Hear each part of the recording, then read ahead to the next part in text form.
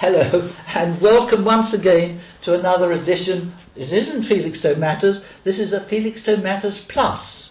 And the reason for this is because last week we had a very interesting session of Felixstowe Matters with Mike Nimmy and about the national health. It's about the doctors taking over next April, and it was very interesting. We got such a large response that I've been asked to bring Mike back to talk further about the National Health Service, which I think affects us all. So welcome, Mike. Morning. Well, it's good afternoon now. It is a good afternoon. Because this is live. It's live. Live media live. to that. Definitely. Whatever. But at any rate, you've been very busy. Yes, I have. It's been an awesome week. But basically, coming back, of course, everyone was so interested and they fully approved of the doctors taking over. Right. Because I know you're not quite so sure because No, it I'm takes not. up their time. But No, there are some, but we can develop those. Yes, but the thing is, when we know more about it. people like to think that, you know, the doctors are having a say in the matter, Yes. and it's not just coming from way up above. Well, I think that initially, on initial inspection, that's what most of us. What the concern I have is that do very busy GPs have enough time in their life to be doing the administration, the funding, the finance, the strategic planning? It's a very But valid the point. other real worry I have is this an orchestrated move by the politicians to weaken the relationship between your GP and yourself on the basis that historically the GP has been your champion, so he was there. Yes. Now he may start to be viewed in time Yes. as the actual rationer of services to you, and if that were to happen, I think that would be very damaging to the patient GP, patient doctor relationship. Well, let's hope. So let's hope for the best. it's just Let's something hope we for need the to be best. aware of, and Yes. something that I would feel happier if the actual makeup of the board Yes. was more inclusive Yes. of, say, district hospitals, acute hospitals, community. It needs to be a much wider fragment. Currently, Yes. you have a group that actually spends 20% of the budget, Yes. being responsible for nearly 85-90% of the budget. Yes. So, without actually knowing how that is structured, and so therefore there are concerns, and I feel that in that I've debated this for the last 3 years. Yes. That we should be aware of that. Yes. Now, you went to an AGM of the Primary Care Trust. Yes, Now, NHS Suffolk. Now, basically, just for we ignorant ones, Yes. tell me what exactly is the Primary Care Trust? Well, the Primary Care Trust has been in existence for 10 years. Yes. And it decides where all the money will go. It decides Now, what the money for what? This is for the whole money for the area health, or- for the whole bit, the whole shebang. So, But this is just for Suffolk, or is it just? well, it depends on the area that the Primary Care Trust is responsible I for. see. So there are individual primary care trusts for each different area. And some are bigger than others. I see, So yes. what we've ended up with is an NHS Suffolk Primary Care Yes. Trust, which is responsible for the whole of Suffolk, less Waveney. Waveney decided that its interest and its community Yes. would be better served if Waveney joined with Yarmouth, Yes. and they actually cooperated to get a better outcome for their patients. And I actually support that position because they're across the river, and it's a Norfolk-Suffolk And the Primary marriage. Care Trust gets the money for all the National Health Services Pretty in that much. area. Yeah, I mean, basically what you have, depending where you live, Yes. there is a X amount of money per head of population. Yes. There's quite a complex About funding, how much does this amount? just over 2,000. So £2,000 per head Yeah. is allocated for health service needs. Per person. Per person. Yeah. And that's including children, presumably. Yeah. I mean, fundamentally, there is a complex formula that Yes. has something like 29 components Yes. within it, Yes. which is continually adjusted. Yes. And in the past, it's been adjusted so that the outcome was adverse to the people living here, on the basis that there was reduction of the amount in the component for age. Yes. So even though you may have a much higher proportion of older folk in your population that may need more medical care, you didn't get as much as you used to get. Yes. And they also reduced the amount we used to get for rurality. For Rurality. Oh, being in rural areas. Absolutely, I see what and you that's mean. very expensive to deliver services to the level that they should be, particularly things like ambulances and doctors and responses and down. So that has been addressed relatively over the last couple of years. They've readjusted the formula again, but how we now compare to other places is something that perhaps does deserve some research, but I haven't done it. That's how the money is. That's where it is. And £40 a week, £2,000 a year per person, children included. It's not too bad, is it? Really? No, it's a considerable sum. It's a considerable sum of money. Now, you went to the AGM. Yes. And what was the purpose of the AGM? Well, the AGM was to say goodbye. Say goodbye. Why? Because they're going. They're off. Primary care trust. Yeah, the whole bit. The whole shooting match And is. what's taking place? The folks we talked about last I week. see. So they're taking over the whole shooting match. Well, the illusion is given that they will be, but I personally feel that they will be subordinate very much to a new board that's been created called the NHS board. Oh, I see. So And that will sit above everybody and tell them what to do. So basically, the primary care trust will be no more, and it's going to be taken over by this new. Yeah, I mean, basically what is currently happening, you've got NHS Suffolk that continues and will stay in office until April of 2030. Yes. And we now have the clinical commissioning groups, that's West Suffolk and East Suffolk, shadowing, and will become a part of the board. In fact, already are a part of the board. What was very disappointing on Wednesday was that there wasn't a single representative of the doctors' committees at the AGM. And they're the people who are supposed to be taking over. So, I mean, those of the public that were there were somewhat disappointed that no GP or any members of their board could find time to attend an AGM. So, this is the figures. And I doubt very much I don't think they'll be able to see it. No. But let me just give you a quick figure. The amount of money that NHS Suffolk spends on hospitals is very near £500 million. £500 million are spent delivering hospital care to us, and that's spread across Ipswich, West Suffolk, Addenbrooke's, Papworth and others. The next big component, at around 20%, are actually the GPs themselves. So they get somewhere just in excess of 200 million. Yeah. Yes. And then you've got countless voluntary organisations, including the hospice. Yes. They get about 84, 85 million. Yes. Mental health, always the Cinderella in our health service, gets 62 million. Suffolk community healthcare, which was the thing that we were discussing last week, the fact that we here will have the most privatised community healthcare system in the whole of the east of England. We will only have two bits of health delivery that will be Suffolk based. That is physiotherapy and Ipswich Hospital. Everything else will be administered outside of our district. You then go on to dentists, ambulances, the running cost and hosted services. Now, what the total budget for 2011-12 was 963 million.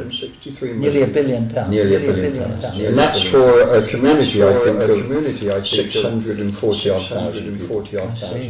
So that doesn't add up. No, perhaps it's a bit less 1,003. You know, so you need to go through it. But there is additional expenditure to this that is spent by the Strategic Health Authority.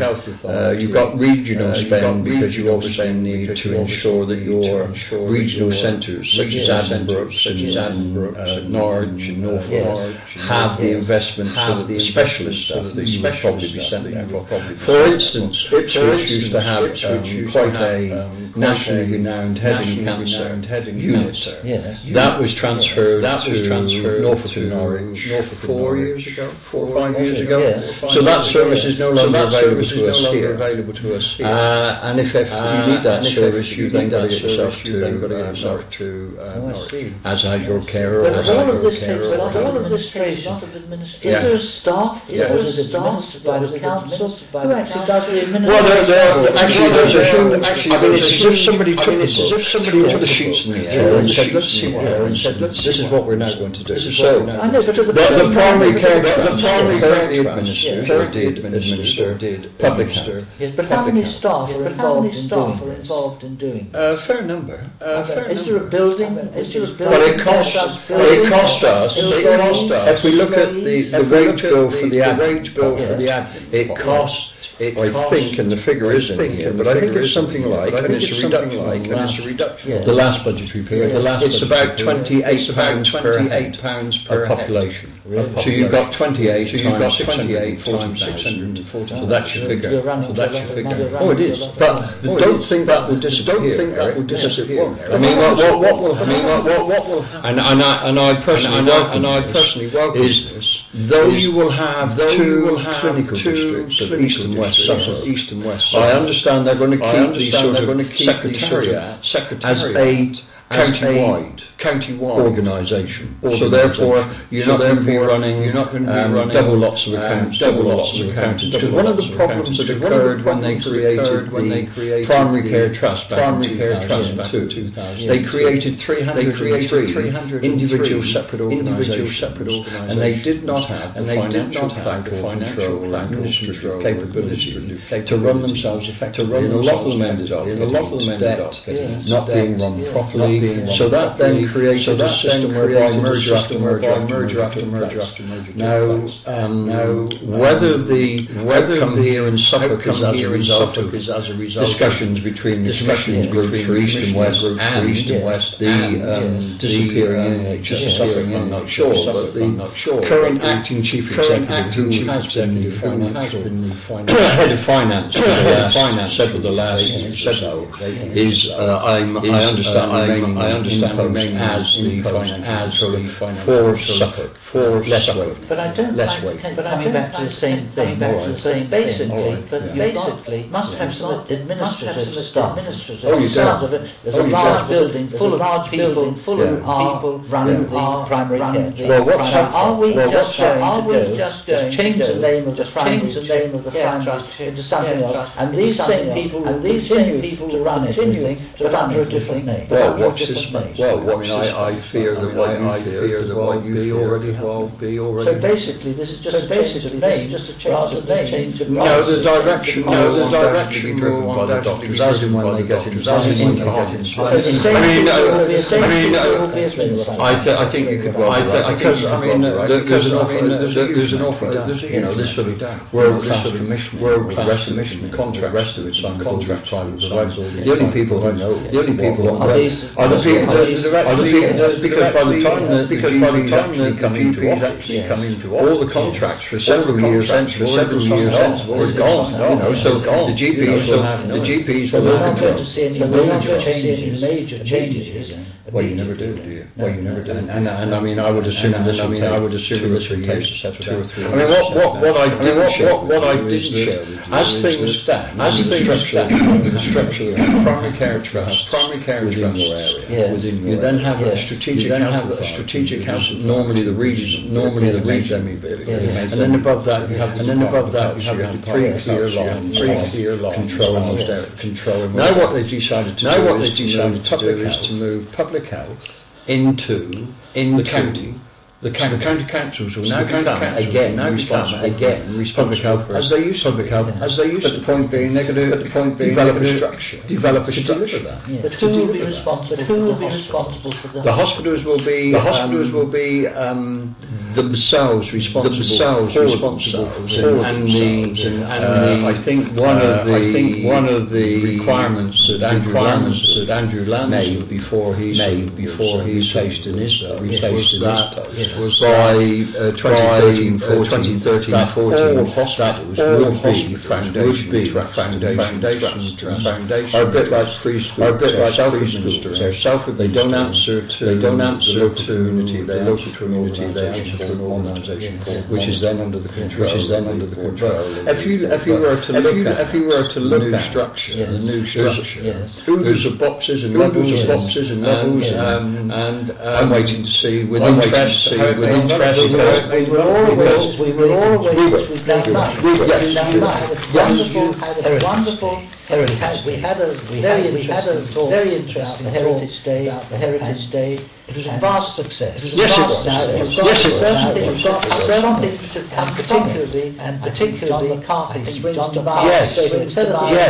Tell us about. Well, you could have knocked me down. I mean, what we don't know is what the outcome is of things. You drop a pebble in a ripples go out in what it was but it would appear that as a result of the Heritage Open and the interest that we had in this very iconic new poster. If you look at that, you can purchase as a postcard in our tourist information. People wanted to get posters for 40 pence. So I thought that was really wonderful. But what happened on Monday? Somebody referred a guy called Harry Palmer, and I thought it was the Ypres. Remember that? I think it was called the Ypres. But it was Michael Caine. It was brilliant. Rang and said he was interested in my telephone, and could I help him in? So I said I sort of rushed around the place, and eventually was able to get the officer who runs Coast Guard, Keith Norton, to come and open up on Wednesday. So Harry says, this is P. Right, P is the most southerly that we have left because we lost the dock, end to the home to the sea. And the next one we have is P. Eight. How many have we got now? 4.5. We've still got 4.5. We've still got 4.5. Yes. And the half is not into that, but they couldn't get into it. They wanted to go and look at that. So what was arranged following this meeting at Claydon of the primary ordination.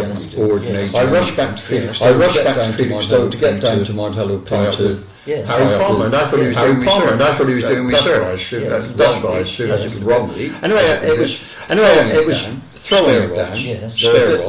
They were a bit late to the rain. They waited till the rain. Came down Langer Road, came into the Martello. So I went down the tower to greet them. But lo and behold, Harry was John McCarthy. Tell me a little bit about John McCarthy. You're thinking of the Beatles. I think I was. Well, you could knock me down with the feather. I spent quite a lot of time in the Middle East. I was in the rather more sane and secure part, which was the Abu Dhabi, Dubai. John was a reporter in Beirut. That's right. And if you remember, he got taken by. I think at the time. But I mean, there were so many questionable groups running around Beirut. And if you remember Terry White, tried to effect a release, and then he himself got taken. They were both very much part of this appalling hostage taking that used to occur. Being out there every time you landed in Beirut, you were ringed tanks and the only people who came out of that with any benefit at all was the Middle East Airlines. What they used to do is get old planes blown up, so they could get new replacements. So they ended up with one of the most modern fleet as a result of planes being blown. Yes, there was John's. I assumed that we researched. I didn't realise they were coming to actually do a programme. And so this was the BBC Radio 4. And it's their travel programme, and it's a programme that goes out. Well, this will be going out between 9 and 10:30. Saturday Live. It should be going out. Isn't it? Look in tomorrow at this programme, which was made with my Teletower in Felix. So you must look at that. I think the interesting. It's from 9 until 10:30. But what was really interesting is they got access into Martello CC. Martello CC. I understand they did get some limited access into the Gulf. Nicely of interest to the listener was they got into Martello U, which people live there. So Liz was there. So what's trouble? What's trouble? So what I was saying to John and if we look to the north of us, we have a wonderful defensive chain called Adrian's Wall. And as you know, it's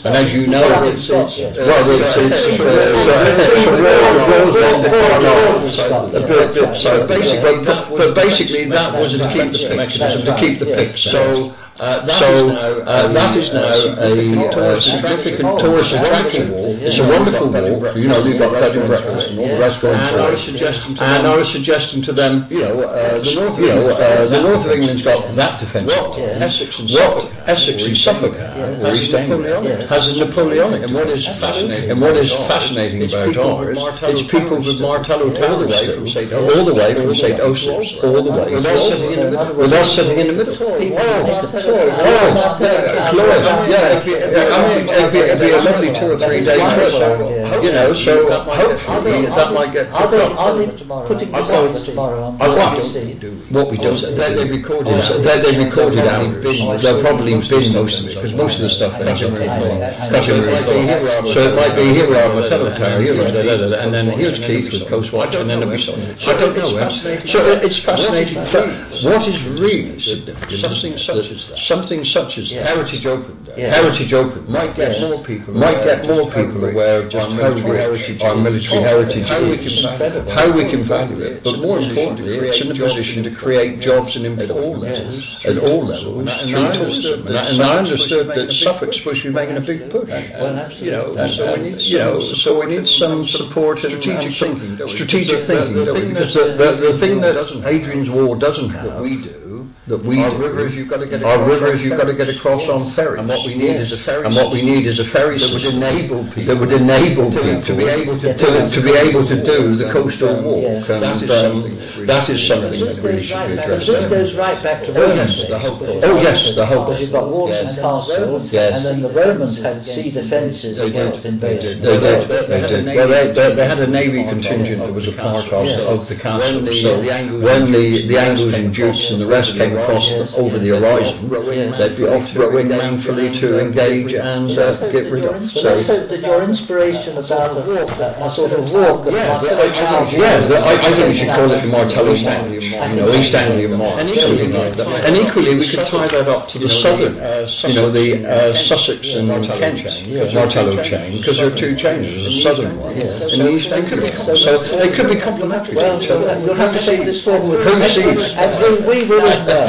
Now, to come back to health, yes, the next day, I went off to Ipswich, and I attended their board meeting in the morning, and then we had their AGM in the afternoon. So that was. We'll have a look at that. I think they lost us. Have they lost us? No, I think they've gone to sleep. There we are. There's another thing here. This is from the Ipswich Hospital, and this is the annual report and accounts. Now tell us what was the outcome. And there's their plans for the future. Well, I think It was the board meeting. I actually left halfway through to go to the hospice because I wanted to find out what the situation now is with Macmillan nurses. Because under this reorganisation, the Macmillan nurses used to be based and headquartered at the hospice.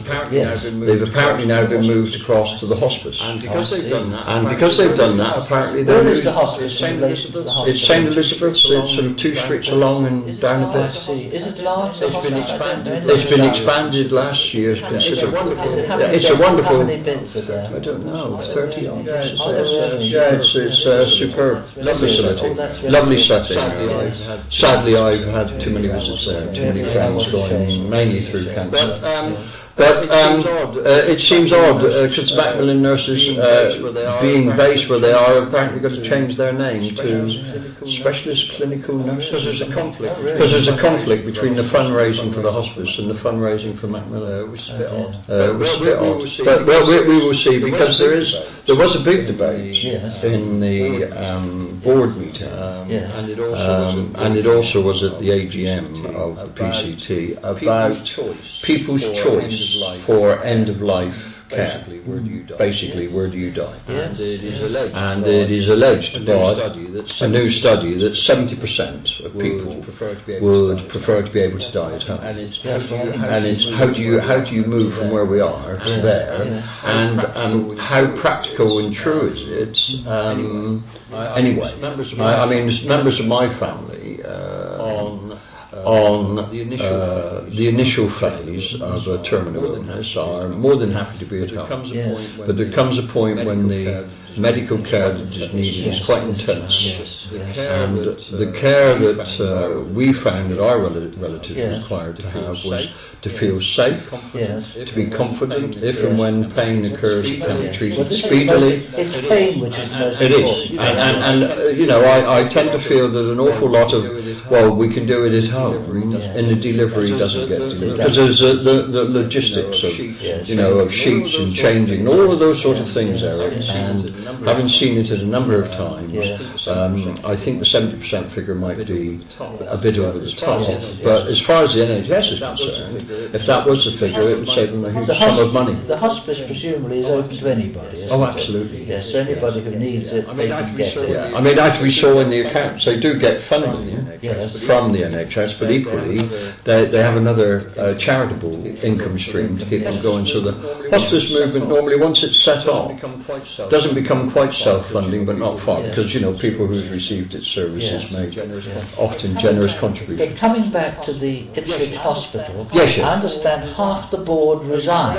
That's a bit drastic. Tell me what happened. Well, it's sort of been happening over probably 6-8 months. Last year they had a very sudden quality care inspection, and they were picked up on 2 moderate problems, and that seems to have unsettled and dislodged their target to become a foundation trust. They then ran into some money problems because they had to get a lot of agency and other staff in at very high rates. If they're funded like that at that tremendous figure we discussed, how do they have money problems? Because often it's a thing called overactivity. Take for instance A&E. There's an allocation within the budget of X number of people to be treated at A&E. X what? I'm sorry. X number of people, you know. Treated at what? At A&E, accident and emergency. Oh, I see. I'm sorry. Right. A&E. I'm sorry. Yes. So assuming that number is exceeded. By a considerable amount, and since the out-of-hours services come in, that tends to be a feature of hospitals. A lot of people now don't call out-of-hours; they go straight to A&E. They only receive for the extra work 30% of what they would normally be funded to do that work. I see. Yes. So if you were to have a huge amount of A&E, you could very quickly see your budget disappear out the door. What you mean, So it's not that difficult to run into, you know, overactivity or whatever. But equally, and this is quite bizarre, currently on their accounts for this operating year, they've got about 1.7 million in fines. And that seems like failing a number of people to meet their 18-week treatment target. Yes. And other matters. So they're actually being fined? Yes. But what sort of sums are we talking about? Millions. No. Yes. I mean, I've got but a where letter does that here. money go to then? Well, it's just withdrawn from them and goes into the common pot and goes off somewhere else. Oh dear, it sounds a bit... Well, it is, yeah. But that, I mean, the control of the system is questionable. So one would assume that's really why they want to get to foundation trusts, where they then are the masters of their own... So they're putting in a bid for this to become their own trust? Yeah, they apply to become one, but to become one you've got to be debt-free, or at least looking that you will be debt-free. Yes. But you've got to be graded at 3 in financial terms. You've got to have a sustainable policy. You've got to have your local community signed up to you, and all of this was happening. Yeah. Anyway, as a result of all of this, the chairman, who was a very able guy, decided that he'd done X number of years. So he gave notice he was going to step down. The chief executive found another job, and he was one of the most highly rated chief executives, certainly in the east of England, if not in England. The financial director left. There are about 6 of them left over a period. So we've now got a new chair, a new chief executive, a new financial director, all the key people. And what they are now saying is they're going to go right back to the start of the bid for Foundation Trust and start again. Gosh. Wow. So they're hoping that they will start again. Gosh. Wow. So they're hoping that they will be in a position for their bid to be heard in December 2013. I see. So in 2 Christmases' time, Ipswich Hospital may be the master or mistress of its own destiny, because currently it's not. Currently it's told what to do by the PCT, SH, all of these bodies. And Ipswich has lost an awful lot of services by them being transferred away from them, and these decisions aren't their decisions, they're decisions they're virtually obliged to comply with. So really, in a way, the NHS at the moment is in a bit of a melting pot, and hopefully it's all going to come together and be very much better. I think what we have said, and Peter Miller, a health activist here who's been one for the last nearly 20 years, did read a statement to the board which they weren't very happy to receive, but fundamentally he said in the 10 years that they have been responsible for our care. People in East Suffolk have had certainly more disadvantage on them than advantage, and he didn't say if you're going to be going, it's better you be quick, but he did sort of imply that we've lost an awful lot of service. 10 years ago we had here, it was, they were accountable to us, delivered by our own GPs. That's no longer the case. If you look across the whole of the health delivery that you and I enjoy, it is no longer coming from our own people. But anyway, the basic thing is that it's now in the melting pot. Oh, it's a big melting pot. And we hope that there's going to be a lot of discussion about it. And we hope, of course, that thanks to people like yourself who keep tabs on it. I'll do a bigger programme on tabs when we do, and we'll get the figures up. Because so by that way, the general public, that's you and I, we know what's going on, and I think you'll join me in thanking Mike for bringing us up to date. He's done a wonderful job going along to these 2 AGMs, and at least we know now that our own doctors are going to have a say in it. It'll be interesting to see what happens. And all I can say is thank you very much for looking. Thank you, Mike, for what I was going to say, Eric, before you rush off, is Radio 4 tomorrow morning, 9 till 10:30, and find out more about Martello Towers. There you are. Now, what an interesting morning you've got. Thank you very much, Mike. Thank you for watching. Thank you. God bless and goodbye.